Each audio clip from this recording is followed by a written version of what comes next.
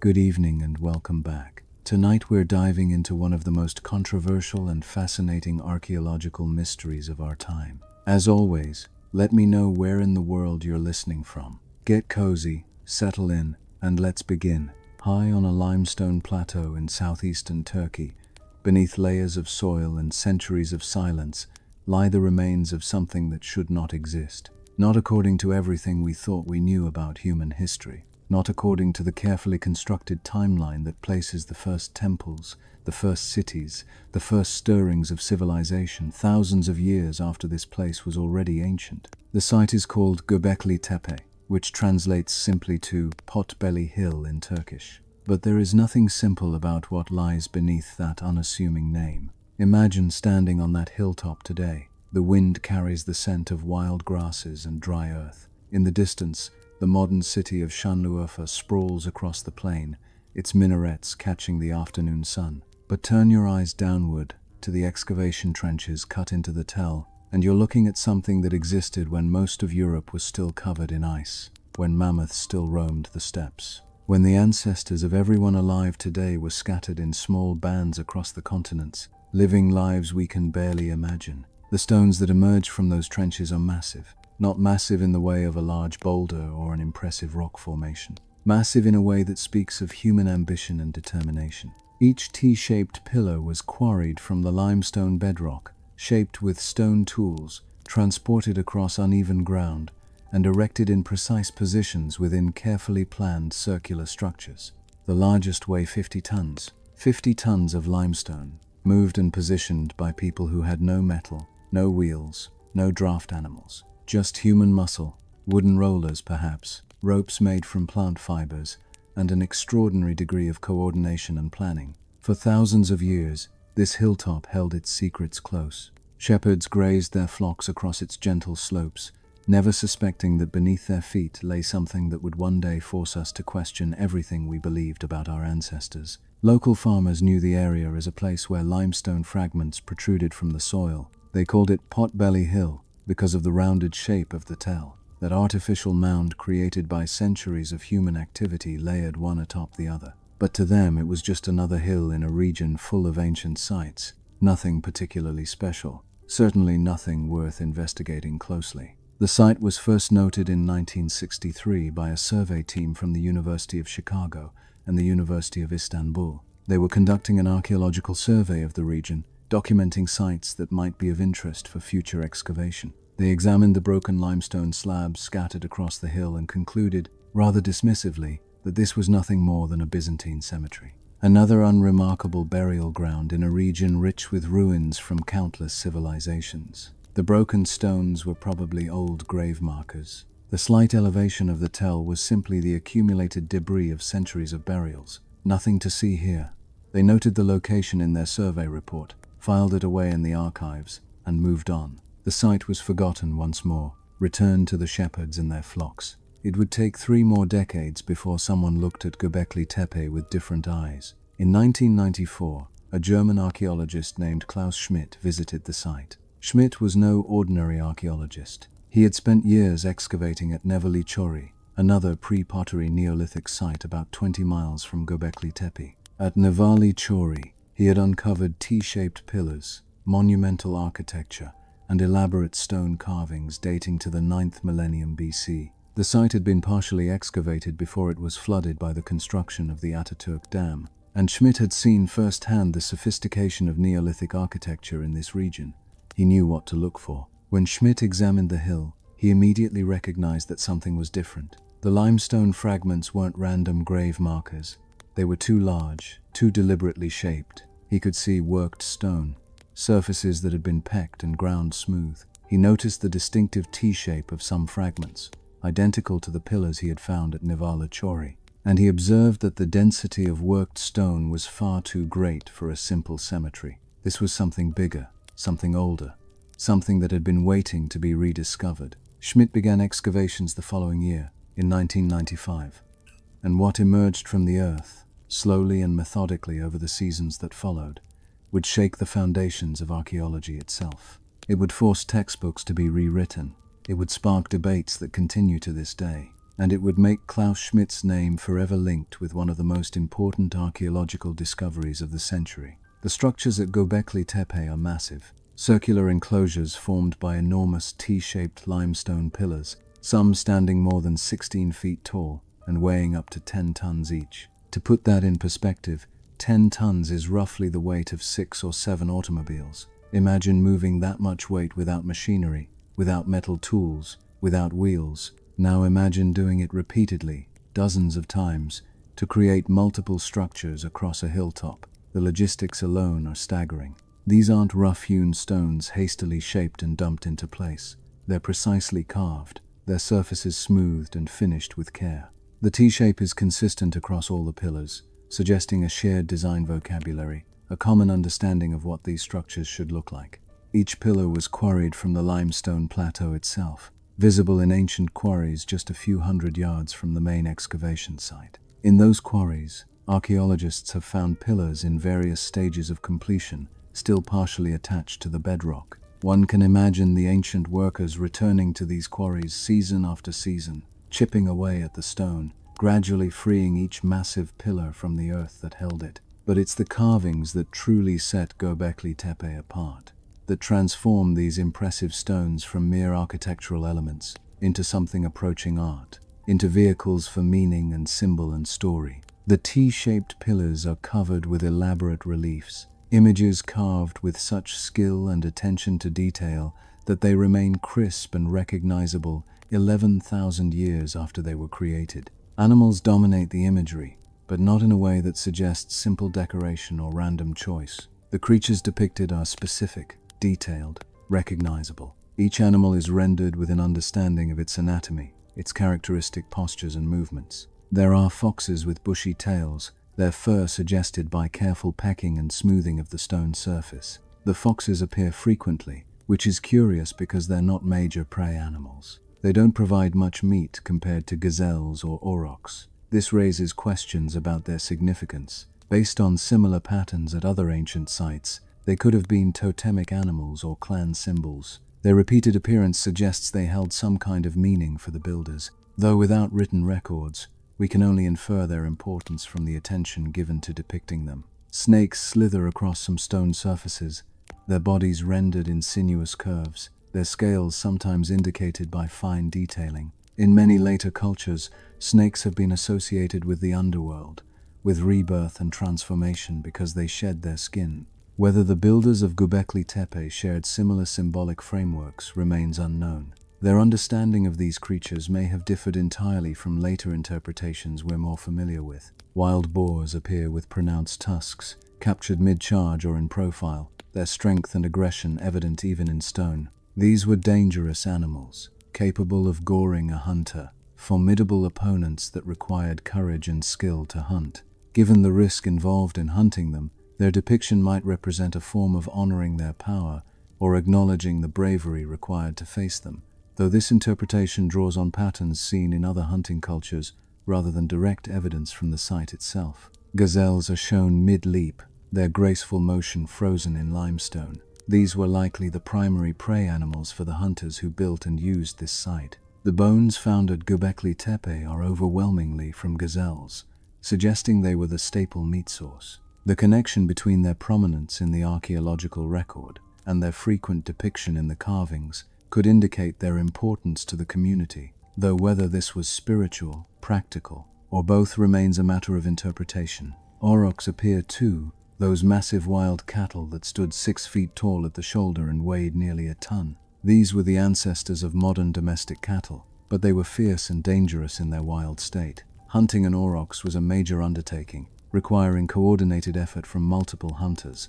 Successfully bringing one down would have provided an enormous amount of meat, enough to feed many people. The aurochs were symbols of abundance and hunting prowess. Lions prowl across some pillars, rendered with careful attention to their muscular bodies and powerful presence. Lions still inhabited this region during the Pre-Pottery Neolithic period, though they would be driven to extinction in the area within a few thousand years. They were apex predators, dangerous competitors for resources, threats to humans and livestock. Carving them might have been a way of acknowledging that danger, of claiming symbolic control over these powerful beasts. Birds appear in various forms. Some are clearly identifiable as cranes, their long necks and legs distinctive. Others appear to be vultures, with their characteristic wing shapes and predatory postures. Birds held special significance in many ancient cultures because they moved between earth and sky. At Neolithic sites in this region, particularly at the later settlement of Çatalhöyük, vultures are associated with burial practices. Evidence from that site suggests the practice of excarnation, where bodies were exposed to vultures to remove the flesh before the bones were collected. Whether this practice existed at Göbekli Tepe itself remains uncertain, as no clear burial grounds have been identified at the site. But the prominent depiction of vultures could point to similar ritual frameworks. Spiders and scorpions crawl across some pillars, creatures of the ground and the dark places. Scorpions in particular appear multiple times at Göbekli Tepe. They're arachnids that hide during the day and hunt at night, delivering painful or even fatal stings. Why they were carved prominently on sacred pillars is unclear. Drawing from protective symbolism seen in later cultures of the region, they could have served as guardian figures, though this remains speculative without supporting evidence from the site itself. And scattered among all these animals are abstract symbols, geometric shapes that don't immediately resolve into recognizable forms, H-shaped markings that appear on multiple pillars, crescents and circles, parallel lines and cross-hatching. These abstract elements might be the most significant carvings of all, because they suggest symbolic thought of a high order. They imply the use of visual language, of signs that stood for concepts rather than just depicting observable things. They hint at a system of meaning that we've lost, a visual vocabulary that made perfect sense to the builders but remains opaque to us. And here's what makes it impossible, what makes it the kind of discovery that keeps archaeologists awake at night with excitement and wonder. Carbon dating. Using radioactive isotopes preserved in organic material found at the site, places the construction of the earliest structures at Göbekli Tepe at around 9500 BC, with the site showing continuous activity through approximately 8200 BC. Let that sink in for a moment. That's more than 11,000 years ago, 6,000 years older than Stonehenge, that iconic circle of massive stones on England's Salisbury Plain. 7,000 years before the pyramids of Egypt rose from the desert sands to become the most recognizable monuments of the ancient world. This is where Graham Hancock enters our story. A British author and journalist who has spent decades challenging conventional archaeological wisdom, Hancock has made a career of asking uncomfortable questions. Born in Edinburgh, Scotland in 1950, he studied sociology at Durham University before embarking on a career in journalism. He worked for respected publications, writing about international development and economic policy. His early books examined the aid industry and global economics, including Lords of Poverty in 1989, a well-received critique of corruption in international development organizations. He was, by all accounts, a serious journalist with mainstream credentials. But then something shifted. Beginning with The Sign and the Seal in 1992, Hancock turned his attention to ancient mysteries and alternative interpretations of the past. He began investigating sites and artifacts that didn't fit neatly into conventional archaeological narratives. He traveled extensively, visiting ruins on multiple continents, interviewing researchers, studying maps and measurements, and astronomical alignments. And he began to see patterns that mainstream archaeology seemed to miss or dismiss. His 1995 book, Fingerprints of the Gods, became an international bestseller, eventually translated into dozens of languages and selling millions of copies worldwide. In it, Hancock argued that an advanced civilization had existed during the last ice age, that this civilization was destroyed by a catastrophe, and that its survivors seeded the later civilizations we know from history books. He pointed to similarities in mythologies around the world, to architectural techniques that appeared in widely separated locations, to astronomical knowledge that seemed too sophisticated for the societies that possessed it. The book was compelling, controversial, and enormously popular with general readers, even as it was dismissed or attacked by professional archaeologists. Over the decades that followed, Hancock expanded and refined his theories. He wrote The Message of the Sphinx with Robert Bovell, arguing that Egyptian monuments were far older than traditionally believed. He published Underworld, investigating submerged structures that might represent lost civilizations. His 2015 book, Magicians of the Gods, revisited and updated his Ice Age civilization hypothesis, incorporating new evidence and responding to critics. And in 2022, his Netflix series Ancient Apocalypse brought his ideas to perhaps the largest audience any alternative archaeology theory has ever reached. The series was viewed by millions, trending on the platform, generating heated debates online and in academic circles. Hancock has been called many things over the course of his career: visionary by his supporters, who see him as a rare truth-teller, willing to challenge entrenched academic dogma; pseudoscientist by his critics, who argue that he cherry-picks evidence and makes unsupported logical leaps; heretic by those in mainstream archaeology, who view his work as undermining decades of careful research; freethinker by those who admire his willingness to question authority and propose alternative explanations; the man who dares to challenge the establishment, who refuses to accept that the experts have all the answers, who insists that there's more to human history than we've been taught. But whatever you think of Graham Hancock, whatever your assessment of his methods and conclusions, there is no denying that he has brought forgotten mysteries into the spotlight of popular consciousness. He has made millions of people look at ancient ruins and ask the simplest, most profound question of all: what if we're wrong? What if the standard narrative of human development, the story of steady progress from primitive to civilized, from simple to complex, what if that story is incomplete? What if there are chapters missing, civilizations forgotten, knowledge lost? What if our ancestors were more capable, more sophisticated, more advanced than we give them credit for? For Hancock, Göbekli Tepe is not simply an archaeological curiosity. It is evidence, proof of something that mainstream archaeology refuses to acknowledge. He believes this site, built by hunter-gatherers who supposedly possessed neither the organization nor the technology for such an undertaking, represents something far more significant than a ceremonial center or an early temple. To Hancock, Göbekli Tepe is a fingerprint, a trace left behind by a lost civilization that flourished during the Ice Age and was nearly wiped from existence by a global catastrophe. The survivors of this advanced society, he argues, traveled the world in the aftermath of disaster, sharing their knowledge with the hunter-gatherer communities they encountered. And at places like Göbekli Tepe, that knowledge took physical form in stone. This is a bold claim. Bold enough that the archaeological establishment has largely dismissed it. Bold enough that debates about Hancock's theories have grown heated, even angry at times. But it is also a claim that forces us to confront an uncomfortable possibility. What if the people who built Göbekli Tepe knew things we assume they could not have known? What if they possessed capabilities that shouldn't have existed for thousands of years? What if there is more to human history than the neat progression we've been taught, from primitive hunter-gatherers to settled farmers to city builders to civilization? Göbekli Tepe demands answers to these questions. Every carved pillar, every buried enclosure, every carefully placed stone asks us to reconsider what we think we know. And Graham Hancock has spent years attempting to provide those answers, building a narrative that connects this ancient Turkish hilltop to a global catastrophe, to a lost civilization, to a warning carved in stone that speaks across millennia. Tonight, we're going to explore Hancock's explanations for Göbekli Tepe. We'll examine his theories about who built it and why. We'll look at his interpretation of its most famous carved pillar, a stone that some believe contains an encoded message about a comet impact that nearly destroyed the world.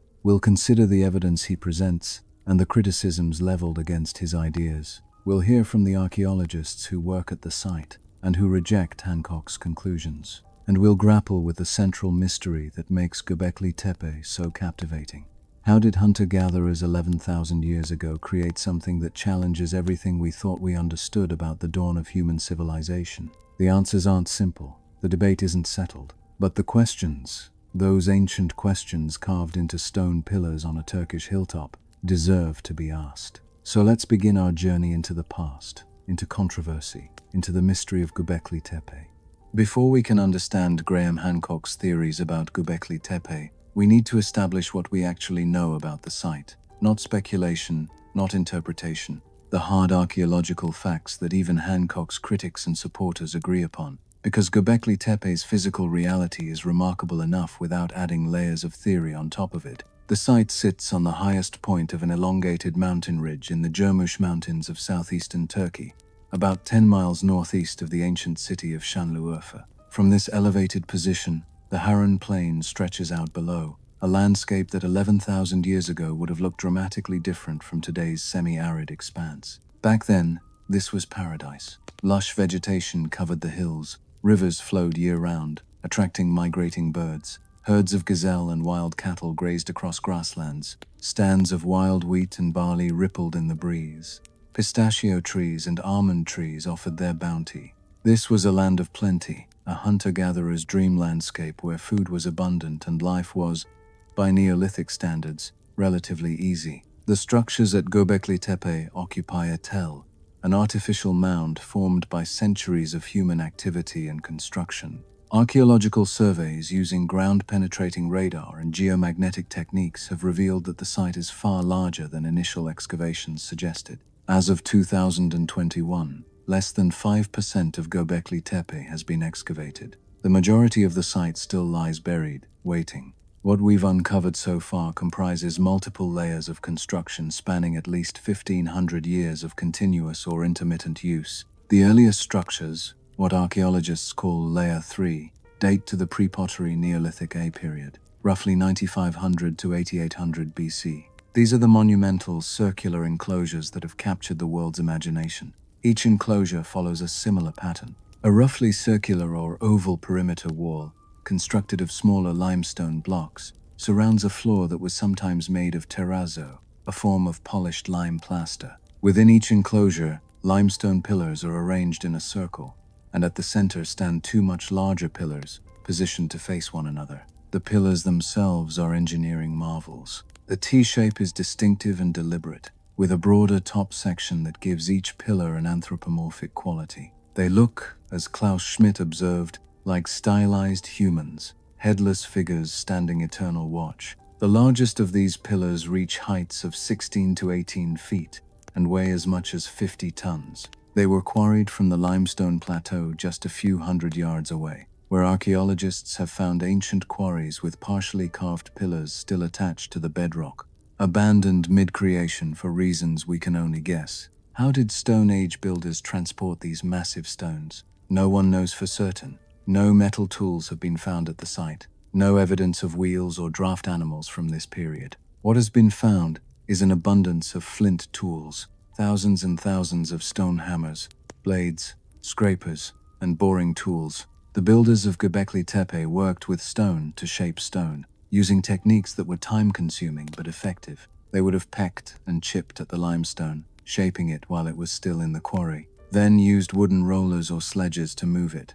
hauled by dozens or hundreds of people working in coordination. But it's the carvings that truly set Göbekli Tepe apart. The T-shaped pillars are covered with elaborate reliefs. Animals dominate the imagery, but not in a way that suggests simple decoration.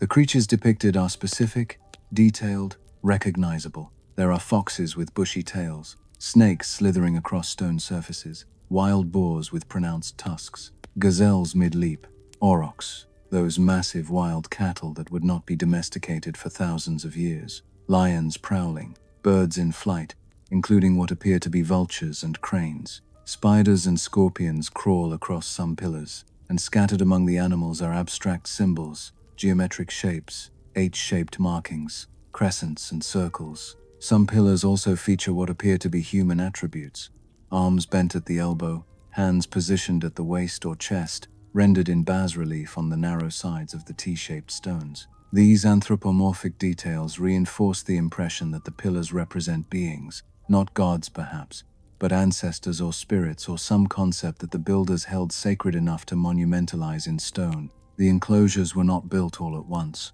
Layer 3 contains at least 4 major circular structures, designated by archaeologists as enclosures A, B, C, and D. They appear to have been constructed sequentially or near simultaneously, then used for some period, and eventually deliberately filled in with debris and rubble. This is one of Göbekli Tepe's most puzzling aspects. The builders didn't abandon these structures, they carefully buried them, sometimes while the pillars were still standing, preserving them beneath tons of fill material. Then they built new enclosures on top, beginning the cycle again. Layer 2, dating to the Pre-Pottery Neolithic B period, roughly 8800 to 7500 BC, shows a different architectural style. The structures become rectangular rather than circular. The pillars continue to be T-shaped but are generally smaller and less elaborately carved. There are more of them in each structure, and they're positioned differently, often incorporated into walls rather than standing free.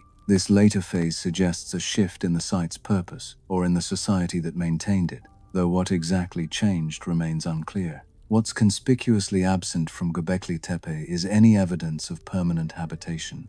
There are no trash pits filled with the refuse of daily life, no cooking hearths where families prepared meals, no residential structures where people slept and lived. The site appears to have been purely ceremonial, a place people came to for specific purposes, then left. But if it wasn't a settlement, how did the builders organize themselves? How did they feed the hundreds of workers needed to quarry, carve, transport, and erect these massive pillars? The animal bones found at the site offer some clues. More than 100,000 bone fragments have been recovered, an astonishing number.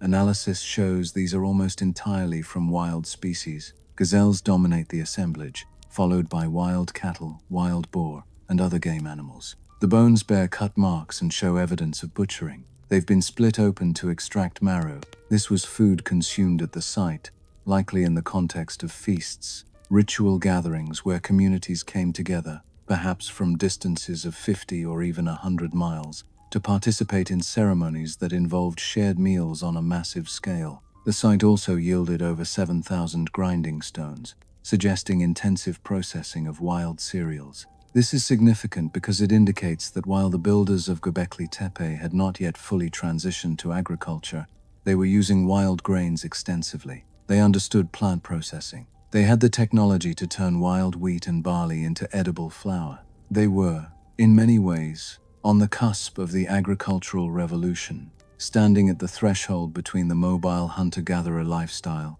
and the settled farming communities that would emerge in this region within the next few thousand years. UNESCO designated Göbekli Tepe as a World Heritage Site in 2018, recognizing it as one of the first manifestations of human-made monumental architecture. The designation acknowledges something profound. This site forces us to reconsider the relationship between social complexity, monumental construction, and agricultural settlement. The old model held that agriculture came first, allowing people to settle in permanent villages, which then provided the social organization and surplus resources needed to build temples and monuments. Göbekli Tepe flips this sequence. Here we have monumental architecture built by mobile hunter-gatherers who had not yet domesticated plants or animals. The temple, it seems, came before the village. This inversion has profound implications. It suggests that symbolic thinking, religious belief, the desire to create sacred spaces, these were not luxuries that emerged only after the basics of food production were secured. They were foundational. They may have been the driving force behind the development of settled life itself. As Klaus Schmidt provocatively put it, first came the temple, then the city. But this archaeological consensus, revolutionary as it is not enough for Graham Hancock. He looks at Göbekli Tepe and sees something more, something that suggests not the dawn of civilization, but the fading echo of one that came before. To understand his reasoning, we need to step back from the dusty excavation trenches and look at the bigger picture. We need to examine an event that occurred around the time Göbekli Tepe was built, a catastrophe so severe that it nearly reset the clock on human development. We need to talk about the Younger Dryas. To understand Graham Hancock's interpretation of Göbekli Tepe, we must first understand his conviction about what happened to the Earth approximately 12,800 years ago. This is the foundation upon which his entire theory rests.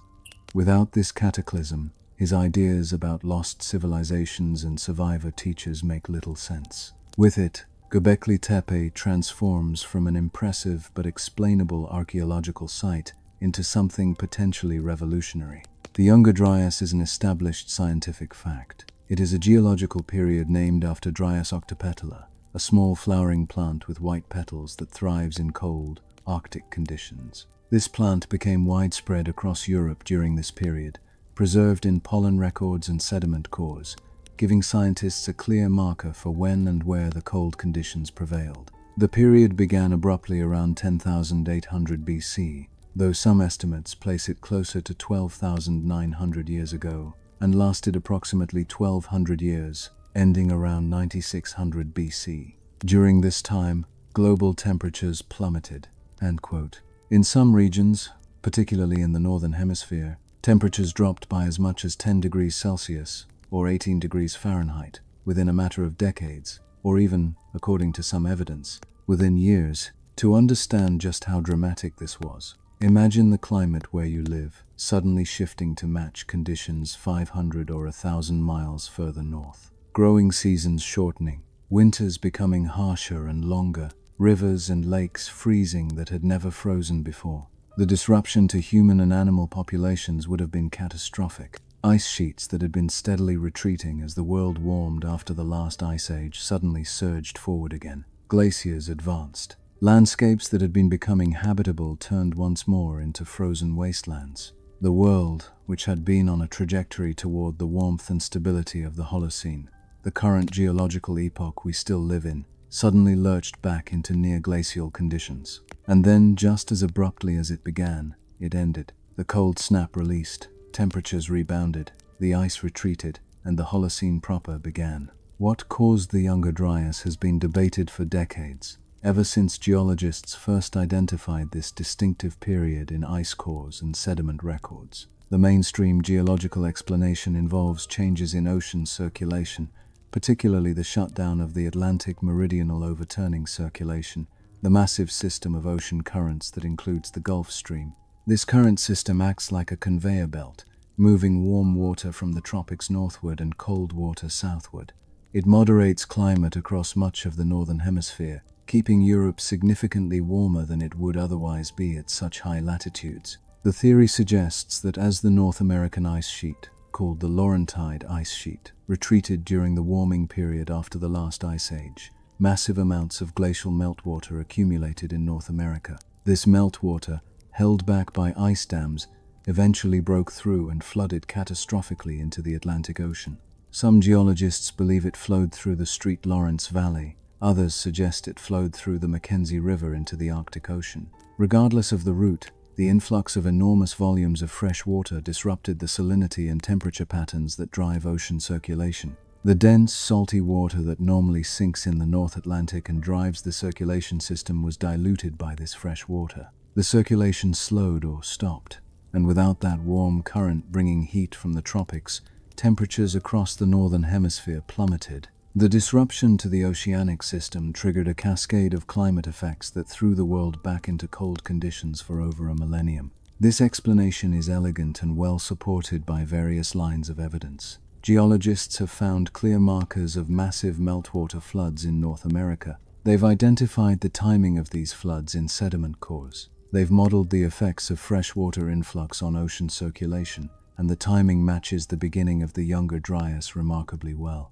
For most of the geological community, this explanation is sufficient. It accounts for the abrupt cooling, the duration of the cold period, and the eventual warming when circulation resumed. No need to invoke anything more exotic than natural climate dynamics and glacial hydrology. But in 2007, a team of researchers led by nuclear physicist Richard Firestone proposed a radically different explanation that would eventually capture Graham Hancock's attention and become central to his theories. They suggested that the Younger Dryas was triggered not by changes in ocean circulation, but by the impact of a comet, or multiple fragments of a fragmented comet striking Earth. The paper, published in the Proceedings of the National Academy of Sciences, a highly respected peer-reviewed journal, presented evidence from multiple sites across North America and Europe. They pointed to nanodiamonds, tiny diamonds measuring just billionths of a meter across, found in sediment layers dating to the beginning of the Younger Dryas.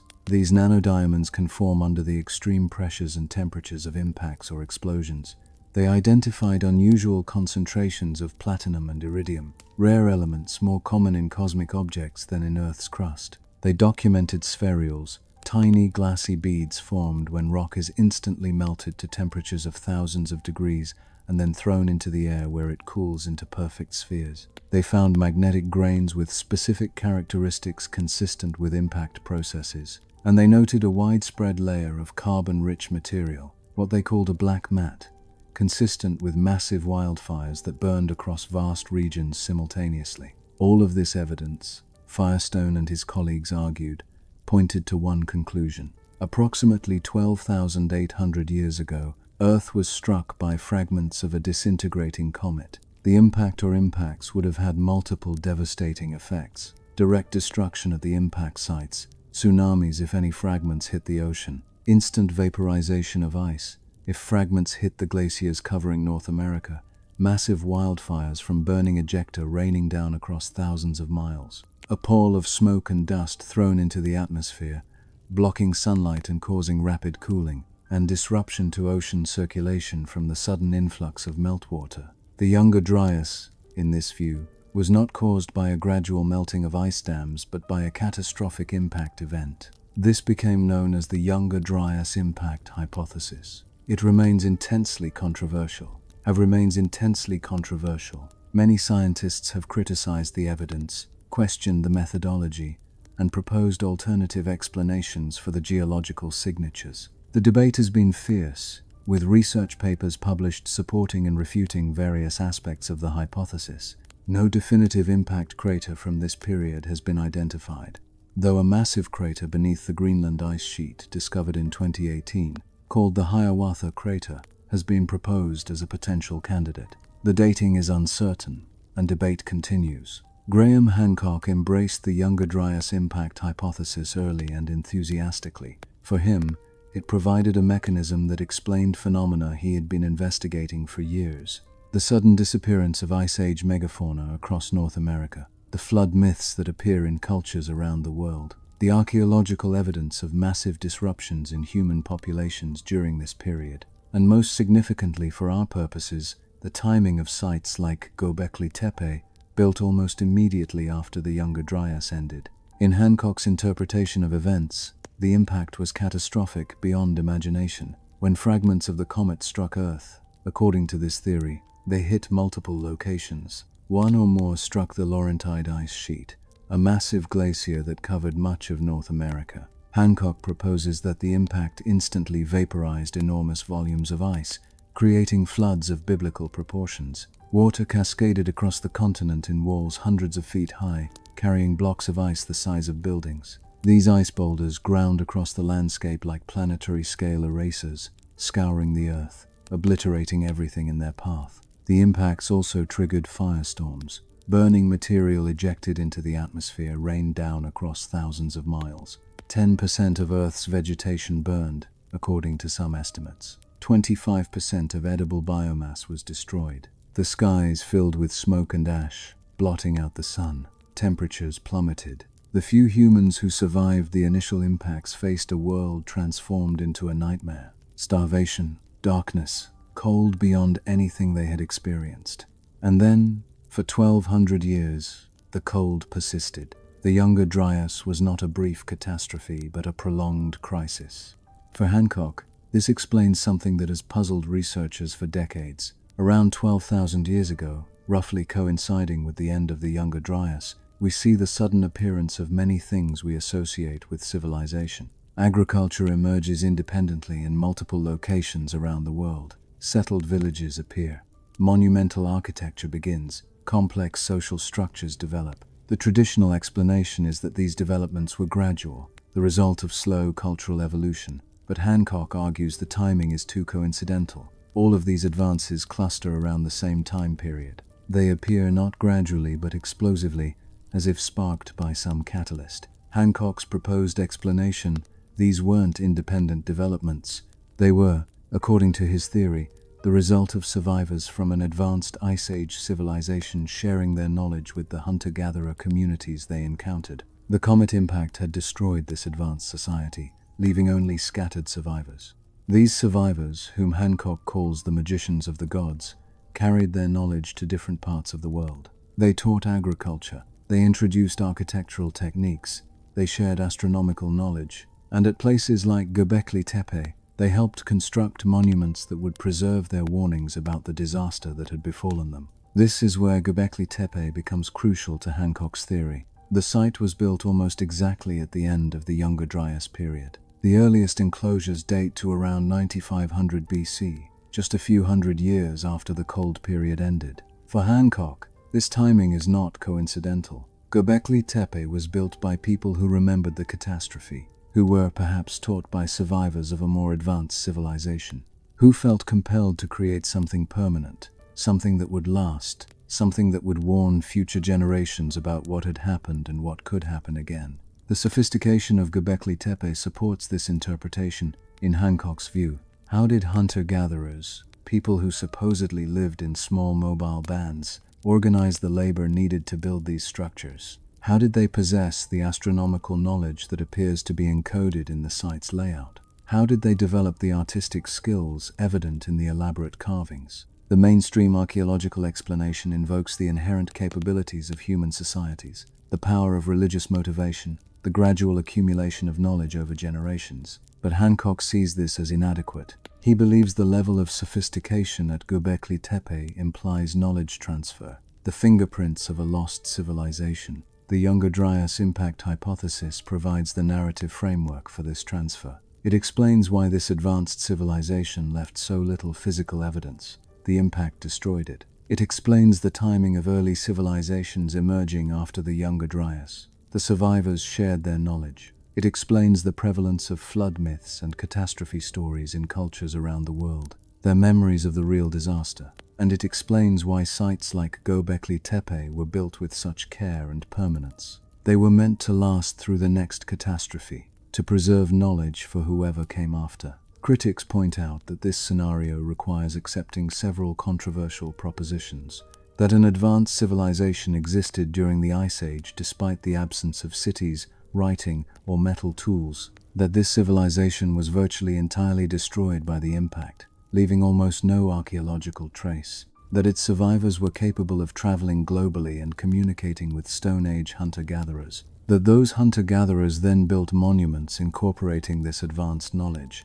Each step in this chain requires leaps that mainstream archaeology finds unconvincing. But Hancock argues that absence of evidence is not evidence of absence. He notes that much of the world's coastal areas from the Ice Age are now underwater, submerged when sea levels rose as the ice sheets melted. Any coastal civilizations would be beneath hundreds of feet of ocean, unexplored and undiscovered. He points to the fact that we've barely scratched the surface of global archaeology. Göbekli Tepe itself lay unrecognized for decades, dismissed as a medieval cemetery.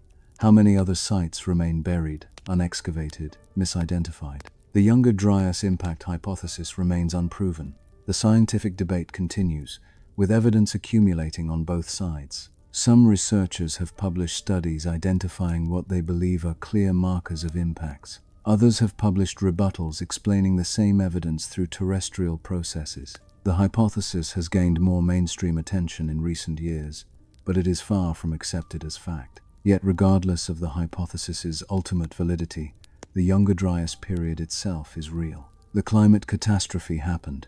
The world did experience a millennium of severe cold, and Göbekli Tepe was built in the immediate aftermath. That temporal connection exists whether or not we accept Hancock's interpretation of what it means. The question becomes, what were the people who built Göbekli Tepe responding to? What drove them to create this place? For mainstream archaeology, the answer lies in the human response to environmental stress. The Younger Dryas disrupted hunter-gatherer lifeways. It made survival harder. In response, people began to settle more permanently, to intensify their exploitation of wild cereals, to organize themselves in new ways. The construction of Göbekli Tepe represented a form of social cohesion, a way for dispersed groups to maintain connections, to reinforce shared identities, to create meaning in a challenging world. Religion and ritual became organizing principles.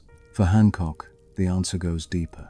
Göbekli Tepe represents the transfer of knowledge from an advanced civilization to Stone Age communities. It represents a deliberate attempt to preserve information about the catastrophe and to warn future generations. And most provocatively, he believes that one particular pillar at the site, a carved stone known as the Vulture Stone, contains an encoded message that we are only now beginning to understand. A message that might be relevant not just to the people who carved it 11,000 years ago, but to us, living in the 21st century. To understand that claim, we need to look closely at Pillar 43. At the heart of Graham Hancock's worldview is a proposition that runs counter to everything mainstream archaeology teaches about human history. He believes that before the rise of Sumer and Egypt, before the cities of the Indus Valley and ancient China, before the first farmers planted their crops in the Fertile Crescent, there existed a sophisticated civilization, not scattered hunter-gatherer bands scraping out a living on the edges of Ice Age glaciers, but an organized, knowledgeable society that had mastered astronomy, navigation, and monumental construction. This civilization thrived during the last Ice Age, when sea levels were hundreds of feet lower than today, and the world's geography looked dramatically different.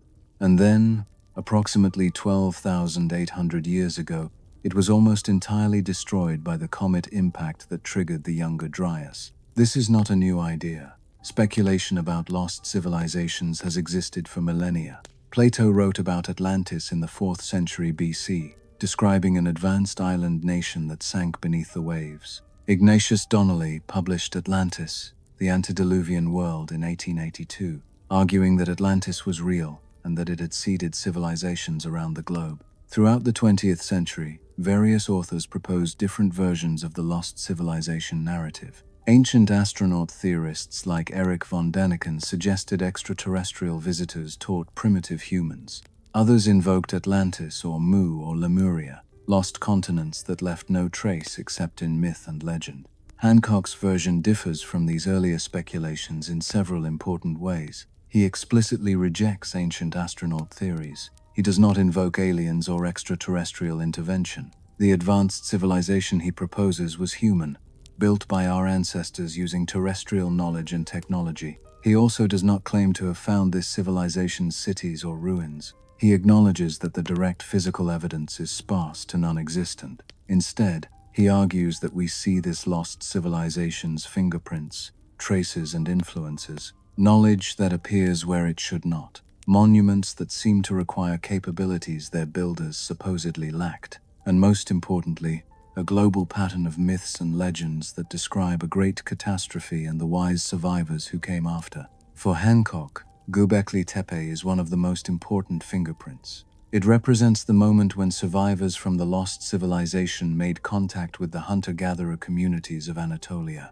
These survivors, having escaped the worst of the cataclysm, carried with them precious knowledge. They understood astronomy well enough to track the precession of the equinoxes, a subtle wobble in Earth's axis that causes the position of stars to shift over thousands of years. They possessed architectural and engineering skills far beyond what Stone Age people should have known. They had cosmological beliefs, a sophisticated understanding of the cosmos and humanity's place within it. According to Hancock's narrative, these survivors worked with the local hunter-gatherer population to build Göbekli Tepe. The monument served multiple purposes. It was a temple, certainly, a place of ritual and ceremony, but it was also an astronomical observatory, a location from which the movements of celestial bodies could be tracked and recorded, and perhaps most significantly, it was a memorial and a warning. The carvings on its pillars encoded information about the disaster that had destroyed the survivors' civilization. They marked the position of the sky at the moment of the comet impact. They warned future generations to watch for the return of the fragments, to prepare for the possibility that catastrophe might strike again. This interpretation requires accepting several premises that mainstream archaeology rejects. First, it requires believing that an advanced civilization could have existed during the Ice Age, without leaving behind the material culture we associate with civilization. No cities have been found, no writing systems, no metallurgy, no extensive trade networks. Hancock's explanation is that this civilization was based on the continental shelves and coastal plains that are now underwater. When the ice sheets melted and sea levels rose by hundreds of feet, these areas were flooded. Any evidence of occupation disappeared beneath the oceans. He points out that we've explored less than 20% of the ocean floor in any detail. Vast areas remain unmapped and unexplored. If an Ice Age coastal civilization existed, its remains could easily be hidden beneath sediment and water. Second, it requires accepting that knowledge can be transmitted orally and symbolically with high fidelity across thousands of years. Hancock argues that myths and legends preserve real historical memories, encoded in stories that seem fantastical but contain kernels of truth. The flood myths found in cultures around the world, from the Epic of Gilgamesh to the biblical story of Noah, to the legends of indigenous peoples across North and South America, all describe the same event, a catastrophic flood that destroyed the world and from which only a few survivors escaped. These stories, Hancock suggests, are memories of the Younger Dryas catastrophe, passed down through generations. Third, it requires believing that the people who built sites like Göbekli Tepe possessed astronomical knowledge, sophisticated enough to track precession and encode astronomical data in stone. This is perhaps the most controversial aspect of Hancock's theory, because it challenges our assumptions about what pre-literate hunter-gatherers could know and remember. Mainstream archaeology generally holds that complex astronomical knowledge developed gradually, emerging only with the rise of agricultural civilizations that had the leisure time and social organization to conduct long-term observations. Hancock argues this is backwards. The knowledge existed first, carried by the survivors, and was then incorporated into the monuments built in the aftermath of the catastrophe. The concept of knowledge transfer is central to Hancock's theory. He envisions the survivors not as conquerors or colonizers, but as teachers. They arrived at various locations around the world, traumatized by the destruction of their society, carrying knowledge but little else. They integrated with local populations. They shared what they knew, and in return, the local communities provided labor and resources to build monuments that would preserve this knowledge in stone. The survivors became the wise men of legend, the culture bringers described in myths, the bearded foreigners who appeared after the flood and taught agriculture and astronomy and architecture. Quetzalcoatl in Mesoamerica, Viracocha in the Andes, Osiris in Egypt. These were not gods, Hancock suggests, but the survivors and their descendants, remembered and mythologized over millennia. This narrative has been criticized as a form of hyper-diffusionism, the idea that civilization originated in one place and then spread everywhere else. Critics note that hyper-diffusionist theories have a troubling history, often used to deny agency and innovation to indigenous cultures.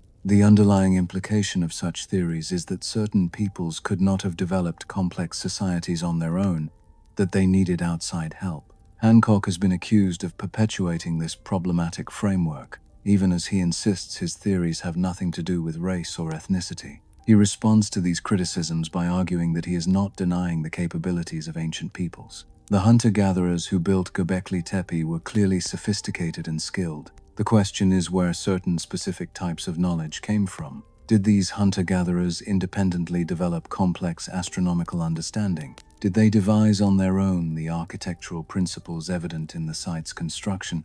Or did they learn from others who had developed this knowledge over many generations before the catastrophe? Hancock sees his theory not as diminishing ancient peoples, but as suggesting they had access to an even older tradition of wisdom. The timing of early civilizations supports his argument. In his view, around the world, between 10,000 and 8,000 BC, we see the sudden appearance of agriculture, monumental architecture, and complex societies. In Anatolia, there's Göbekli Tepe. In the Levant, there's Jericho, with its massive stone tower built around 9500 BC. In Mesopotamia, sophisticated settlements appear. In Egypt, there's evidence of advanced understanding of astronomy and architecture far earlier than traditionally believed. In Peru, there are hints of very early construction and agriculture. All of this happens within a narrow window of time, just after the Younger Dryas ends. For mainstream archaeology, this represents the natural trajectory of human cultural evolution, accelerated by environmental changes that encouraged settlement and intensification. For Hancock, it represents a coordinated global transfer of knowledge from the survivors of a lost civilization. The strongest criticism of Hancock's theory is its unfalsifiability. If direct evidence of the lost civilization hasn't been found, it's because it's underwater. If writing or metalwork from this civilization doesn't exist, it's because they use different technologies that don't preserve. If mainstream archaeologists don't see the patterns Hancock describes, it's because they're biased against the theory. Every absence of evidence becomes evidence that supports the narrative. This makes the theory impossible to disprove through conventional archaeological methods, which is precisely what makes it unacceptable to mainstream archaeology. A good scientific theory must be falsifiable. It must make predictions that, if wrong, would demonstrate the theory is incorrect. Hancock's theory, critics argue, has been constructed to be immune to falsification. Yet Hancock would respond that archaeology has been wrong before. Göbekli Tepe itself is an example. For decades, the consensus held that monumental architecture and complex religious sites only emerged after the development of agriculture and settled village life. Göbekli Tepe proved that consensus wrong. Hunter-gatherers were capable of far more than anyone imagined. If archaeology was wrong about that, what else might it be wrong about? How many other assumptions remain unquestioned simply because they're the established view? For Hancock, Göbekli Tepe is the smoking gun. It is the place where the lost civilization's influence is most clearly visible, and the evidence he finds most compelling, the piece of Göbekli Tepe that he believes carries the clearest message from the survivors to us, is a single carved pillar standing in Enclosure D. Archaeologists call it Pillar 43, but it's become known by another name, one that hints at the dramatic story Hancock believes it tells: the Vulture Stone. In the northwestern section of Enclosure D at Göbekli Tepe stands a pillar unlike any other at the site. Like its companions, it is T-shaped, carved from limestone, marked with the care and precision that characterize all the megalithic structures on this ancient hilltop. But Pillar 43 is special. Its surface is covered with an elaborate scene, a composition of animals and symbols arranged with clear intentionality. There is a large bird, wings outstretched, dominating the upper portion. Below it, a scorpion. To the sides, smaller birds, a snake, and what appears to be a headless human figure. And at the center of the composition, just above the bird's left wing, a circular symbol, a simple ball carved into the stone. For years after Göbekli Tepe's excavation began, archaeologists studied Pillar 43 with fascination but without agreement on its meaning. Klaus Schmidt, the site's original excavator, suggested the imagery might represent buildings or architectural features. Others proposed it depicted a narrative scene from hunter-gatherer mythology. The bird was clearly significant, vultures being associated with death and burial practices in this region during the Neolithic period. The headless human figure reinforced this interpretation. Perhaps the pillar depicted excarnation, the practice of exposing corpses to vultures to strip the flesh before collecting the bones for burial. This practice was known from other sites in the region, including Çatalhöyük, a later Neolithic settlement a few hundred miles to the west. Then, in the early 21st century, researchers began to suggest another interpretation. What if the animals on Pillar 43 weren't just animals? What if they represented constellations? Spanish archaeoastronomer Juan Antonio Belmonte was the first to note that the scorpion might represent the constellation Scorpius. The placement and form were remarkably similar. If the scorpion was Scorpius, what were the other animals? Paul Burley, an independent researcher examining images of Göbekli Tepe online, had an insight that would eventually reach Graham Hancock and change the conversation about the site. Burley noticed that the large bird, the one dominating the scene, looked similar to Sagittarius, if you conceived of that constellation as a bird rather than as an archer. Sagittarius sits in the sky adjacent to Scorpius, along the path of the Milky Way. The circular symbol above the bird's wing, Burley suggested, might represent the sun. If you placed the sun in Sagittarius and matched the other animals to constellations, you could recreate a snapshot of the night sky at a specific time. When Hancock encountered Burley's work, he recognized its potential significance immediately. If Pillar 43 was an astronomical diagram, a map of the sky at a particular date, then you could use astronomical software to determine exactly when that sky appeared. The positions of constellations change slowly over time due to precession. By matching the pattern on the pillar to the changing night sky over thousands of years, you could calculate the date the carving represented. And here's where it becomes dramatic. The calculation Burley and Hancock performed, later refined by researcher Martin Sweatman, pointed to a date around 10,950 BC, give or take 250 years. That date aligns closely with proposed estimates for the beginning of the Younger Dryas period. More precisely, it aligns with the proposed date of the comet impact that Hancock believes triggered the Younger Dryas. For Hancock, this represented a potential breakthrough. In his interpretation, Pillar 43 wasn't just a pretty carving.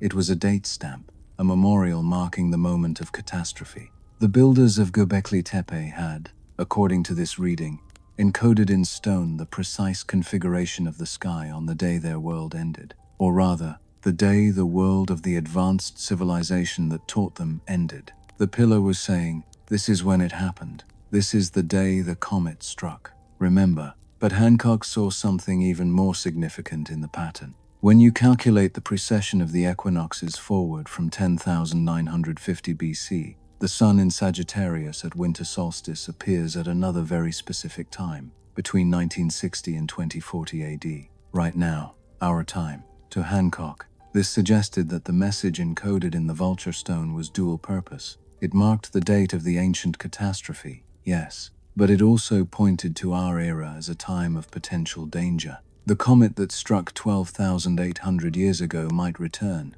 Its fragments might still be in orbit, following the same path through the solar system. And during our current era, between 1960 and 2040, Earth passes through the same region of space where the impact occurred. The Vulture Stone, Hancock argues, is a warning across time. Watch the skies. The danger could return. This interpretation is dramatic, even cinematic. It transforms Göbekli Tepe from an archaeological site into a message in a bottle from our distant ancestors, a warning that we ignore at our peril. It suggests that the people who built this place 11,000 years ago understood precession, understood orbital mechanics, understood that their message would only be readable by a future civilization sophisticated enough to decode it. And it implies a level of care and foresight that is almost heartbreaking. These ancient builders, having witnessed or inherited memories of unimaginable destruction, took the time to create something permanent, something that would survive millennia, just to warn us. The problem is that this interpretation requires accepting a long chain of specific claims, each of which is disputed. First, you must accept that the animals on Pillar 43 represent constellations. Second, you must accept that the circular symbol is the sun rather than something else. Third, you must accept that the arrangement accurately depicts a real astronomical configuration. Fourth, you must accept that this configuration dates to the proposed time of the impact. Fifth, you must accept that the precession calculation forward to our time is meaningful rather than coincidental. And finally, you must accept that the builders intended this as a warning about future impacts, rather than simply commemorating a past event or depicting a mythological scene. Each of these steps has been challenged. Start with the constellations. How do we know that the people who carved Pillar 43 conceived of constellations in the same way we do? The modern constellation system is derived from ancient Mesopotamian and Greek astronomy. It was standardized over thousands of years. The boundaries and shapes of constellations are arbitrary, cultural constructs. Different societies grouped stars differently. The Big Dipper is a plow in Britain, a wain in Europe, a drinking gourd in America. In China, it's part of different asterisms entirely. To assume that hunter-gatherers at Göbekli Tepe in 9500 BC saw the same patterns in the stars that we see today is unwarranted. Andrew Collins, another alternative archaeology researcher and author of Göbekli Tepe, Genesis of the Gods, has challenged Hancock's interpretation directly. Collins argues that if the large bird on Pillar 43 represents a constellation, it's more likely to be Cygnus, the swan, rather than Sagittarius. Cygnus is associated with vultures and other birds in ancient Near Eastern symbolism. Its brightest star, Deneb, is part of the Summer Triangle and would have been prominent in the night sky visible from Göbekli Tepe. Collins has conducted his own astronomical analysis, showing that Göbekli Tepe's enclosures are oriented toward Deneb's setting position on the northern horizon. He interprets the circular symbol not as the sun but as a representation of the northern celestial pole, or perhaps a symbol of the soul, in keeping with Neolithic beliefs about death and the afterlife. Jens Notroff, an archaeologist who has worked at Göbekli Tepe since 2006, published a detailed critique of the astronomical interpretation in collaboration with his colleagues. He pointed out that Hancock and others focused on animals that fit their constellation theory while ignoring others that don't. Pillar 43 includes a snake, for example, which doesn't match any constellation in the region of Scorpius and Sagittarius according to the proposed interpretation. The headless human figure is interpreted as representing death and destruction, but Notroff noted this interpretation conveniently overlooks another detail. The figure has an erect phallus, This is hardly consistent with depicting catastrophic loss of life, he argued. Instead, it could suggest fertility, renewal, or some other aspect of Neolithic symbolism that we don't fully understand. Notroff and his colleagues also note that focusing so intensely on Pillar 43 gives a distorted view of Göbekli Tepe as a whole. There are dozens of elaborately carved pillars at the site. Each one features different animals arranged in different ways. Some show a single species, like the lion pillar building with its fierce felines. Others show multiple species in complex scenes. If Pillar 43 is astronomical, why aren't the others? Or if they all are astronomical, why do they show different configurations? The most parsimonious explanation is that the carvings represent mythology, symbolic systems that made sense to the people who created them, but that we, separated by 11,000 years of cultural change, cannot fully decipher. The debate about Pillar 43 reflects a broader methodological divide. Mainstream archaeology proceeds carefully, building interpretations on multiple lines of converging evidence. A single carved pillar, no matter how intriguing, is not enough to revolutionize our understanding of ancient knowledge. You need context. You need comparison with other sites. You need ethnographic parallels from contemporary cultures. You need most of all humility about the limits of what we can know. The ancient world was full of meanings that are lost to us. We can reconstruct aspects of how people lived, what they ate, how they built their structures, but their inner lives, their beliefs, their symbolic systems, these often remain opaque. Interpreting a carved pillar as an astronomical map requires making many assumptions about what the carvers knew, what they intended, and what they wanted to communicate. For Hancock, this caution is excessive to the point of being obstructive. He argues that mainstream archaeology is too conservative, too unwilling to consider possibilities that challenge established narratives. He points out that many revolutionary discoveries in archaeology were initially dismissed by the establishment. Troy was considered purely mythical until Heinrich Schliemann excavated it. The Dead Sea Scrolls were authenticated only after intense skepticism. Göbekli Tepe itself was misidentified as a medieval cemetery before Klaus Schmidt recognized its true significance. Sometimes, Hancock argues, bold interpretation is necessary to push knowledge forward. Sometimes you have to be willing to consider ideas that seem outlandish. But there's a difference between bold interpretation and speculation. A bold interpretation extends the evidence in new directions, while remaining anchored to demonstrable facts. Speculation leaps beyond the evidence to construct narratives that fit a preferred theory. Critics accuse Hancock of speculation rather than interpretation. They note that in his books and documentaries, he presents his theories with certainty, as if they were established fact, rather than one possible reading among many. He dismisses alternative explanations not by disproving them but by asserting they're inadequate or unconvincing. And crucially, he seldom acknowledges when his interpretations require accepting premises that are themselves unproven. Consider the chain of reasoning required to accept Hancock's interpretation of Pillar 43. You must believe there was an advanced Ice Age civilization for which no cities or clear physical evidence exists. You must believe this civilization was destroyed by a comet impact, which is a contested hypothesis. You must believe survivors of this civilization reached Anatolia and taught local hunter-gatherers advanced astronomical knowledge. You must believe these hunter-gatherers then encoded this knowledge in the carved pillars of Göbekli Tepe. You must believe the encoding uses a system of constellation identification that matches our modern system. You must believe the message is intended as a warning to future civilizations, and you must believe all of this, based primarily on the arrangement of carved animals on one stone pillar. Each step in this chain is arguable. Each step has alternative explanations. And when you multiply the probabilities together, the likelihood that every step is correct becomes vanishingly small. This doesn't mean Hancock is definitely wrong. It means his theory is not the most likely explanation given the available evidence. Occam's razor, the principle that simpler explanations should be preferred unless evidence demands complexity, cuts against Hancock's narrative. Yet the power of Hancock's interpretation lies not in its logical rigor but in its emotional and narrative appeal.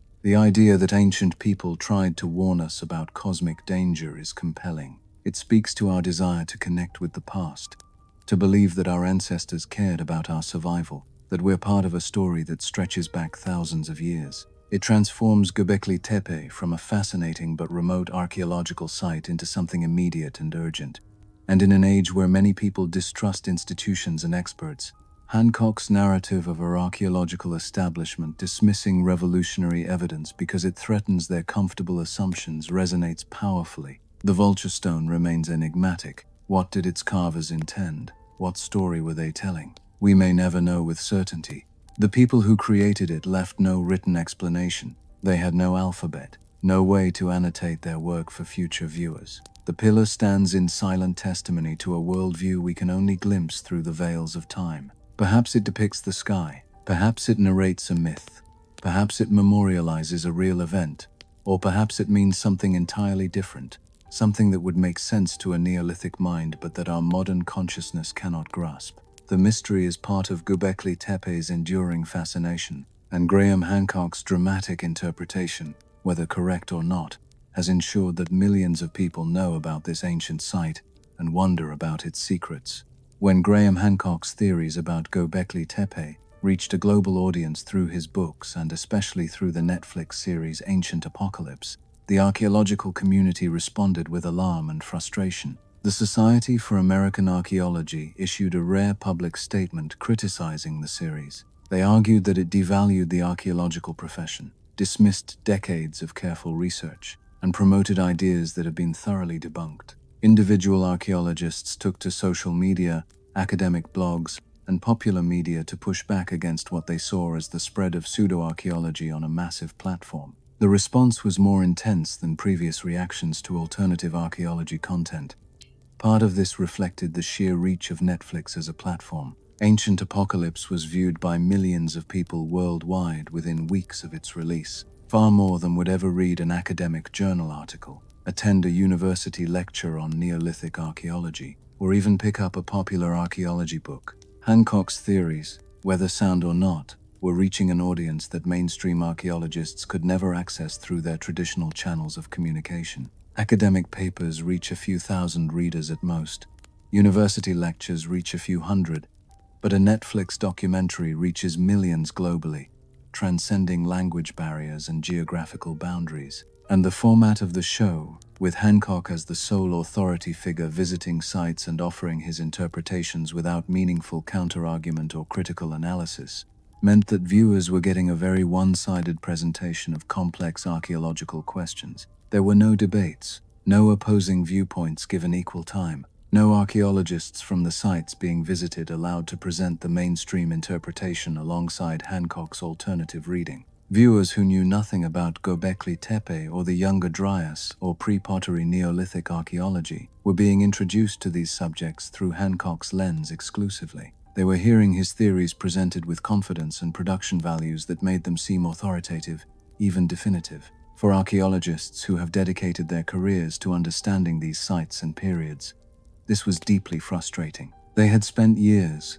sometimes decades, excavating, analyzing, publishing, building careful interpretations based on multiple lines of evidence. And now millions of people were learning about their work through someone they considered an outsider, someone without formal archaeological training, someone who, in their view, misrepresented or oversimplified the evidence to fit predetermined conclusions. The imbalance felt fundamentally unfair. But the intensity of the archaeological response also reflected deeper concerns within the discipline about how the public perceives archaeology and how alternative theories can undermine the work of professional researchers. Archaeology has a complex history that the discipline is still grappling with. In the 19th and early 20th centuries, archaeology was often used to justify colonialism, to support racist ideologies, to claim cultural supremacy for Western civilization. Victorian-era archaeologists who excavated sites around the world frequently interpreted their discoveries through a lens of European superiority.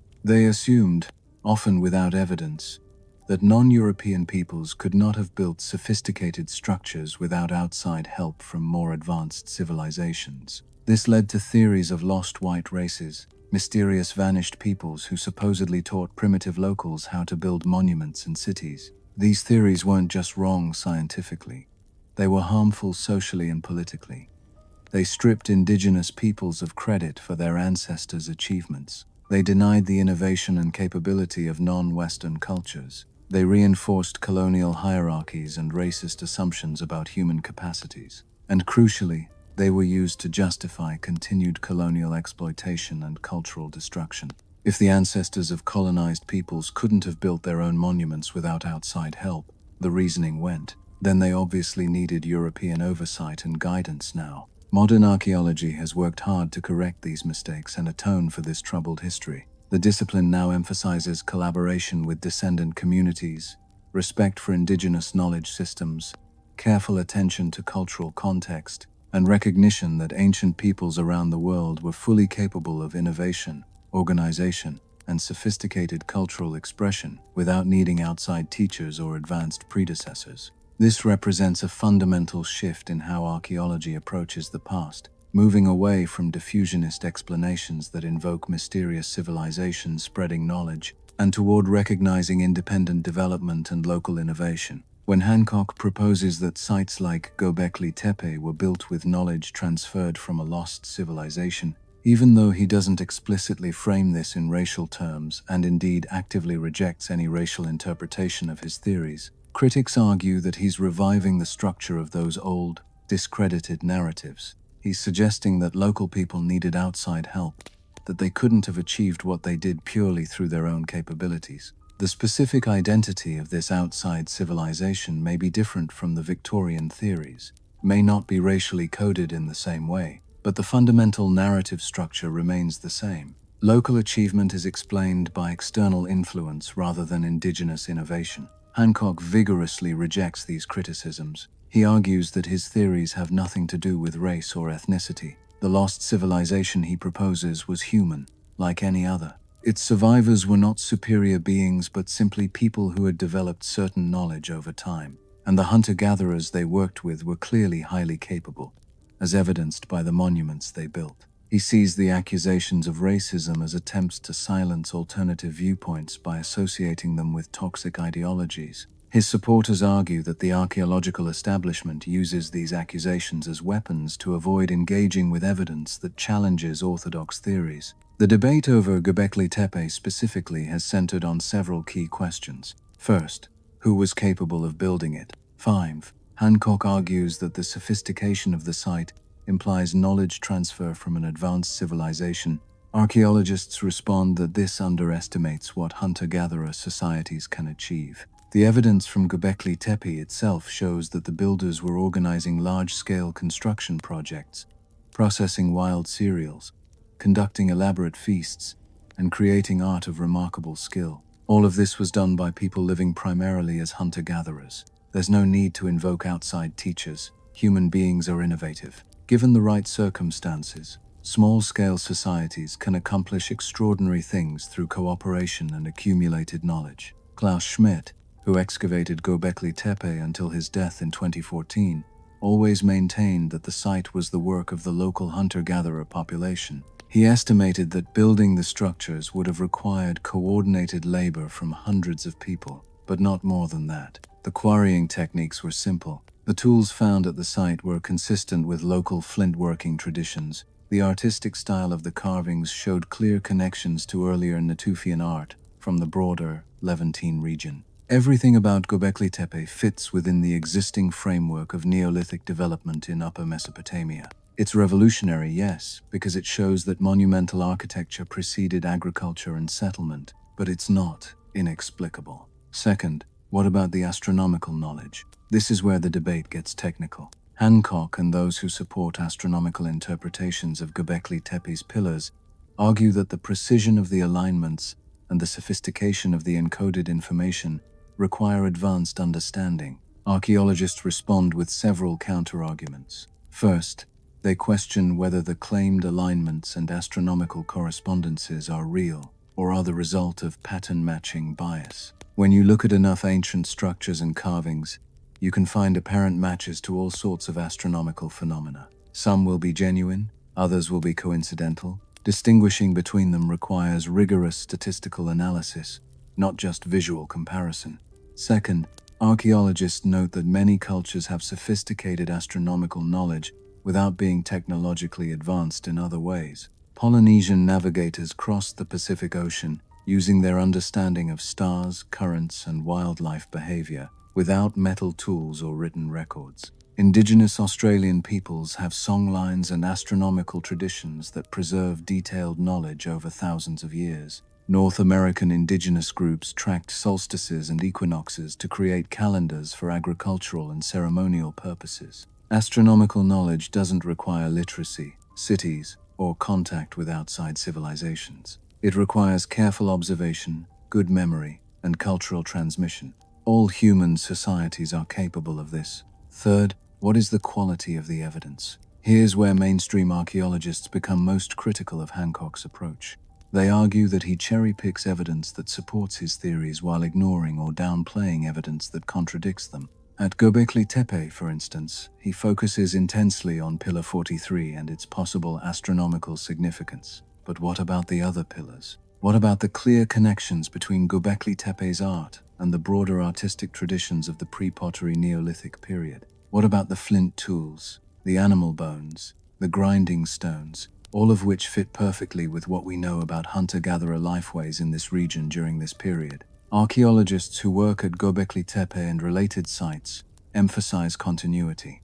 They see clear developmental sequences from earlier Natufian settlements through the Pre-Pottery Neolithic A and B periods. Each phase shows gradual increases in social complexity, architectural sophistication, and symbolic expression. Göbekli Tepe is the most dramatic manifestation of this development, but it's not disconnected from what came before. There are earlier sites with similar architectural features, like Jerf el Ahmar in Syria. There are contemporary sites with related symbolic systems, like Nevala Chori, which was excavated before Göbekli Tepe and showed similar T-shaped pillars. And there are later sites, like Çatalhöyük, that continued some of the traditions begun in the earlier period. This continuity is important because it undermines the need for an external catalyst. If Göbekli Tepe were truly anomalous, if it appeared suddenly without precedent and left no legacy, then invoking outside influence might make sense. But that's not what the archaeological record shows. Göbekli Tepe is part of a story, a long process of cultural change in this region during the transition from mobile hunter-gatherer lifeways to settled agricultural communities. It's the most spectacular chapter in that story, but it's not divorced from the narrative. Fourth, why was Göbekli Tepe built? Hancock's answer invokes the trauma of catastrophe and the desire to preserve knowledge. Mainstream archaeology offers a different explanation rooted in social dynamics. The construction of monumental architecture serves multiple functions in human societies. It creates shared identity. It demonstrates the power and coordination of the community. It provides a focal point for ritual and ceremony. It reinforces social bonds, and it marks territory, signaling to others that this place is important, is claimed, is sacred. Ian Hodder, who excavated Çatalhöyük, suggests that Göbekli Tepe might have been a driver of social change rather than a response to it. The act of building these structures, of coordinating labor, of sharing feasts, might have created new forms of social organization. People who periodically gathered at Göbekli Tepe would have formed networks, exchanged information, intermarried. These networks could have facilitated the spread of ideas about plant cultivation, animal management, and settlement. In this view, Göbekli Tepe wasn't built because agriculture was developing. Agriculture developed because places like Göbekli Tepe brought people together in new ways. This is a subtle but important distinction. Hancock sees Göbekli Tepe as the result of knowledge transfer from survivors of a catastrophe. Mainstream archaeology sees it as a catalyst for change, a place where local communities innovated and experimented with new forms of social organization that ultimately led to agriculture and settled life. Both explanations recognize Göbekli Tepe's significance, but one invokes external influence while the other credits the ingenuity of the local population. The debate is complicated by the fact that Göbekli Tepe is still being excavated. Less than 5% of the site has been uncovered. Geophysical surveys indicate there are many more structures buried beneath the tell. Future excavations might reveal evidence that supports or contradicts various theories. They might find clear precedents for the site's architecture in earlier local traditions. Or they might find artifacts that suggest long-distance contacts or unusual knowledge. The story is far from complete. But even incomplete, Göbekli Tepe has already changed archaeology. It has forced researchers to reconsider the relationship between monument construction and agricultural development. It has highlighted the sophistication of hunter-gatherer societies.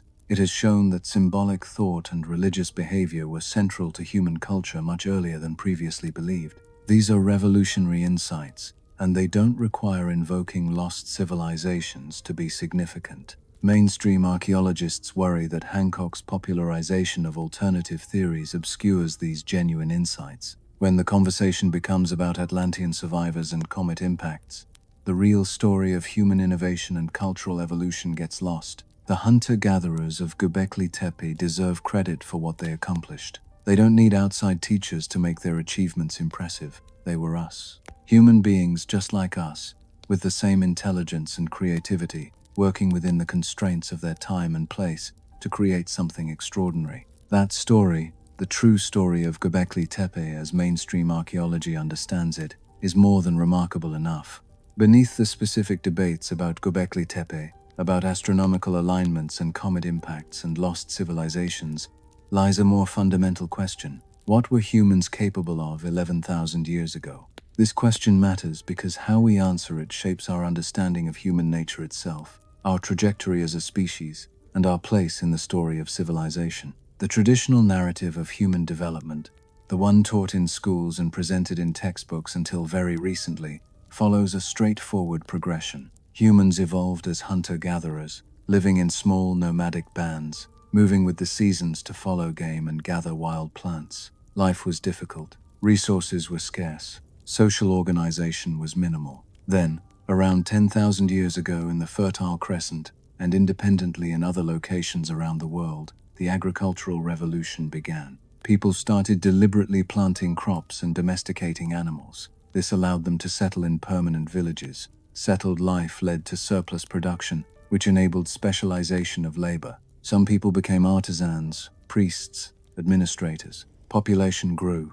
Villages became towns. Towns became cities. Writing developed to keep track of increasingly complex economic transactions. Political hierarchies emerged, and civilization, in the formal sense of the word, was born. This narrative is appealingly simple. It explains the development of complexity as a natural, almost inevitable outcome of agriculture. It positions hunter-gatherer societies as primitive, a stage that humanity needed to move beyond to achieve our potential. And it places the beginning of the story, the moment when we started down the path to civilization, at a convenient point about 10,000 years ago. Everything before that was prehistory in the most literal sense. Before history, before complexity, before the things that made us truly human. Göbekli Tepe shatters this narrative. It demonstrates that hunter-gatherers were capable of monumental architecture, complex symbolic systems, long-term planning, and the social organization necessary to coordinate large-scale construction projects. And they achieved all of this before agriculture, before settled villages, before any of the things we thought were prerequisites for such accomplishments. This inversion has profound implications. It suggests that social complexity does not require agriculture. Hunter-gatherer societies can be sophisticated, organized, and capable of impressive achievements. The old assumption that mobile foraging cultures were necessarily simple and egalitarian turns out to be wrong. Some hunter-gatherer groups developed hierarchies, ritual specialists, elaborate cosmologies, and monumental traditions. The archaeological record now shows this clearly, not just at Göbekli Tepe but at other sites from the same period. It suggests that religion, or at least formalized ritual behavior, emerged very early in human cultural development. We don't need writing or cities to have temples. The impulse to create sacred spaces, to mark important places with permanent structures, to invest labor in the service of beliefs and symbols, this impulse appears to be ancient and fundamental to human nature. Göbekli Tepe is the oldest known monumental religious site, but it was surely not the first. There must have been earlier traditions, earlier sacred places, earlier attempts to make meaning through construction. They simply haven't been found or haven't survived. It suggests that the transition to agriculture was not a single revolutionary moment, but a long, complex process. People at Göbekli Tepe were still primarily hunting and gathering, but they were also intensively using wild cereals, building permanent structures, and spending extended periods at the site. They were, in many ways, transitioning between mobile and settled lifeways.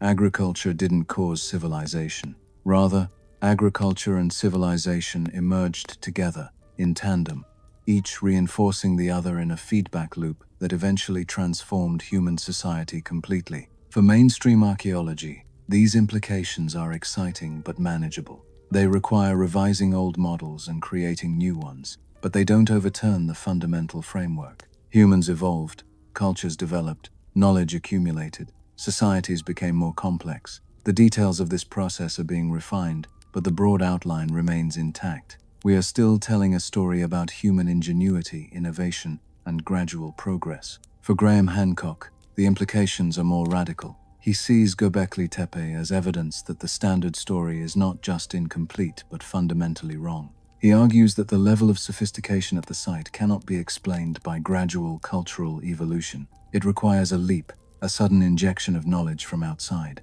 And the most plausible source for that knowledge is the survivors of a civilization that had already achieved these advances during the Ice Age. This interpretation raises a different question. If there was an advanced Ice Age civilization, why did it leave so little trace? Hancock's answer, as we've discussed, is that it was coastal and is now underwater. But even accepting this explanation, there should be more evidence. Trade goods should have spread. Technologies should have diffused. Genetic markers should show population movements. And yet we don't see these things. The archaeological record of the Ice Age shows hunter-gatherer cultures adapted to cold climates, following megafauna, using stone tools remarkably similar to those found at later sites. There are beautiful cave paintings, sophisticated stone blades, evidence of symbolic thought and long-distance exchange networks. But there are no cities, no metallurgy, no evidence of the kind of society Hancock envisions. This is the central problem with Hancock's theory. It explains one mystery, the sophistication of Göbekli Tepe, by creating a much larger mystery, the lost civilization that supposedly taught them. And that larger mystery has even less evidence to support it.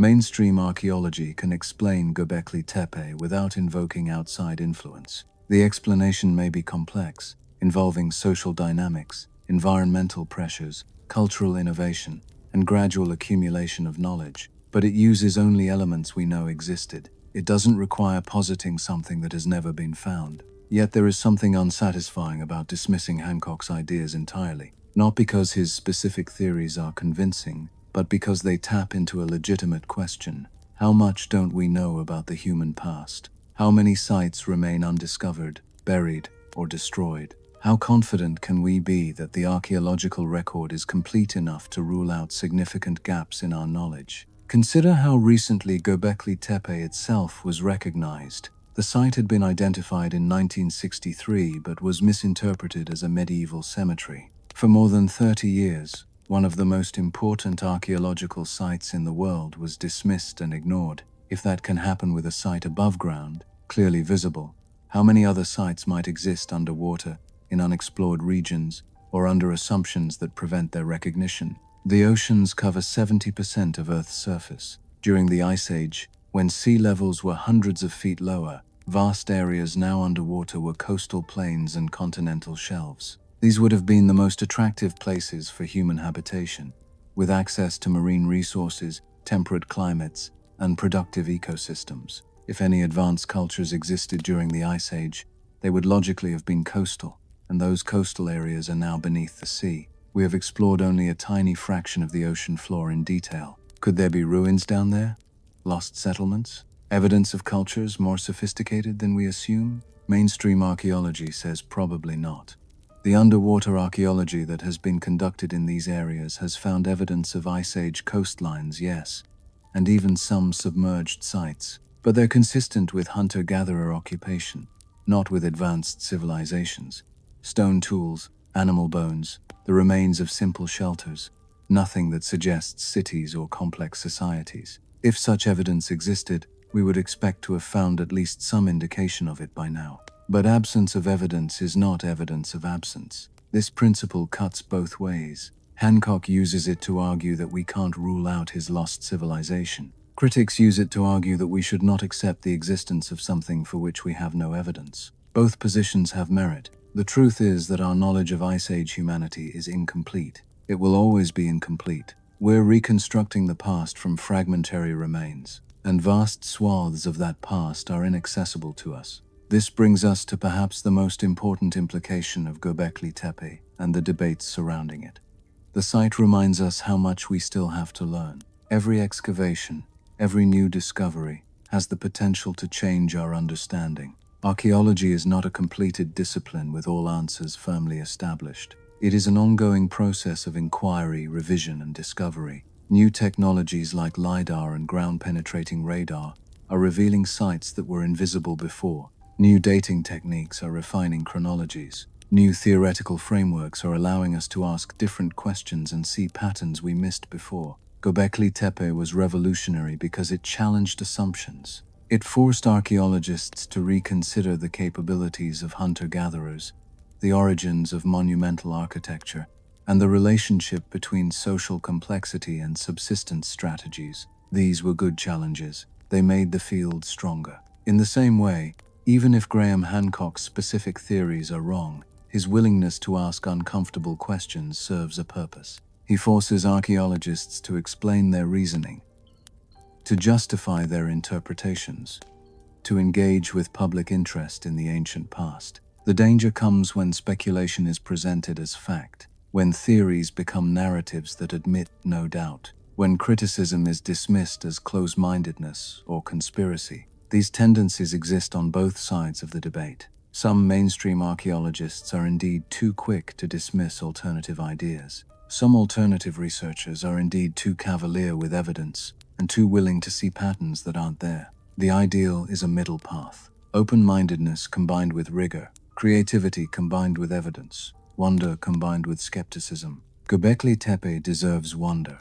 It is one of the most important archaeological discoveries of the past century. The massive pillars, the intricate carvings, the sheer ambition of the project, all of it inspires awe. We stand in the presence of something our ancestors created 11,000 years ago, and we are humbled. They reached across time to touch us. They left something permanent in a world where almost everything fades. And they remind us that human beings have always been capable of remarkable things, even under circumstances we would consider primitive. Whether Göbekli Tepe was built by hunter-gatherers innovating on their own or with the help of teachers from a lost civilization may never be definitively resolved. But the site itself is undeniable. The stones are real. The carvings are real. The effort expended to create this place was real. And the questions it raises about who we are and where we came from are questions worth pursuing, wherever they lead.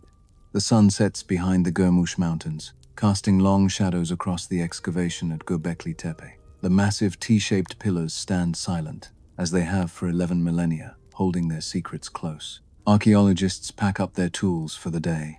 Tourists take their last photographs. And somewhere beneath the tell, still buried under tons of earth and rubble, more enclosures wait, more pillars, more carvings, more evidence that could support or contradict any number of theories about this mysterious place.